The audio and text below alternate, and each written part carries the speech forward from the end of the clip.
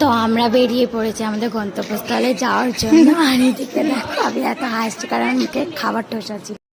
চলে এসেছি বড়কাছারিতে, আর এখানে চুল কাটা হবে। আর এই ম্যাডামটা এখন মেকআপ থুপবে, আর এটা তো থুপে এসেছে। জিভ ব্যাঙাচ্ছে দেখো।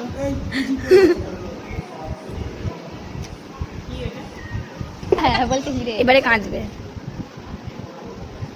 এই দেখ বাবরে বাপ,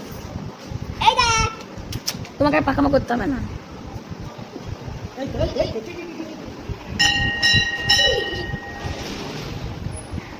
কেউ করছি রে, এক দিলে দুই পাখি, ভিডিও হয়ে গেল, স্মৃতিও থাকছে। এই জিভে খাচ্ছে। আমাকে পাঠাবি কিন্তু কই রে? দেখো আমাদের পার্সোনাল ফটোগ্রাফার বুক করা হয়েছে, মানে যিনি কেটেছেন খুব মানে মাথা কেটে দিয়েছে হাফ।